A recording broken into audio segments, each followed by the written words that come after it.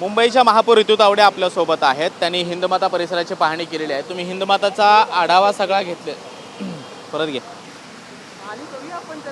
दोनच मिनिटं. मुंबईच्या महापौर ऋतू तावडे आपल्यासोबत आहेत. तुम्ही हिंदमाता परिसराची पाहणी केलेली आहे.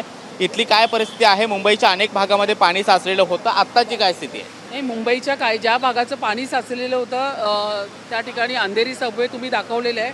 अंधेरी सबवेचं आम्ही हे करत नाही आहे. अंधेरी सबवेला पाणी राहतं, पण आपण तिकडे ॲडिशनल पंप आणि मनुष्यबळाचा पण वापर केलेला आहे. बाकी ठिकाणी हिंदमाताला मी आता उभी आहे, पाणी अजिबात साचलेलं नाही आहे. त्या ठिकाणी मालाड सबवे तिथे पाणी साचलं होतं, पण त्याचा निचरा केला आणि तिकडचीही वाहतूक व्यवस्था व्यवस्थित सुरू आहे. बाकी जे कुर्ला असेल, चेंबूर असेल, काही लो लाईन एरिया आहेत त्या ठिकाणी पाणी साचून त्याचा निचरा झालेला आहे. अंधेरी सबवे सोडून बाकीच्या ठिकाणी तर परिस्थितीने याच हिंदमातेला कमरेभर पाणी होतं. आज आपण उभे आहोत, इथे काही पाणी नाही आहे. विरोधी पक्षनेते किशोर पेडणेकर म्हणतात नालेसफाई नीट झालेली नाही आहे आणि म्हणून मुंबईचे पुन्हा एकदा मुंबईत. पेडणेकरांना सांगा, घरात प्रेस कॉन्फरन्स घेऊ नका, बाहेर निघा. बाहेर आल्यानंतर तुम्हाला मुंबईची परिस्थिती कळेल. घरामध्ये बसून मुंबईची परिस्थिती कळणार नाही. ही जी तुमची पारंपरिक पद्धत आहे उबाटाची, घरात बसून VC घेणं, घरात बसून लोकांना कोविडमध्ये सूचना देणं, किंवा घरात बसून आता पावसाची परिस्थिती सांगणं, किंवा आता त्या आमचे ज्येष्ठ नगरसेवक यशोधर फणसेजी यांनी सांगितलं की माझ्या विभागामध्ये गेल्या 10 दिवसापासून मॅनहोल्सवरती लीडच नव्हतं. मग तुम्ही 10 दिवस काय करत होता? TV मध्ये हे दाखवण्यासाठी ठेवलं होतं का? त्याच्यात कोणाचा पाय अडकला असता, कोण वाहून गेलं असतं.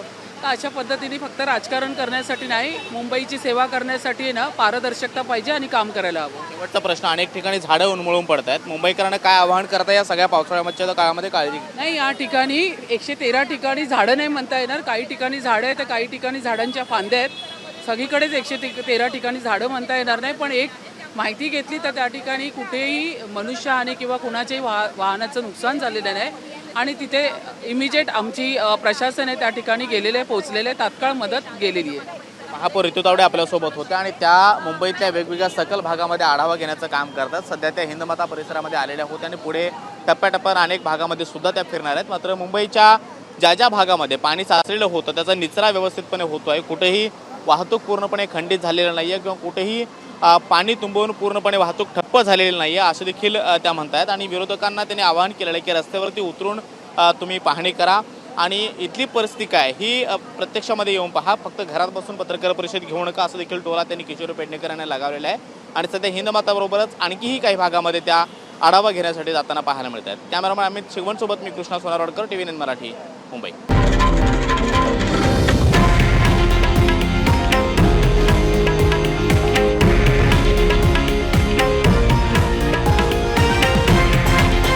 हे आहे देशातील नंबर 1 न्यूज नेटवर्क आणि आपण पाहत आहात TV9 मराठी, एकमेव.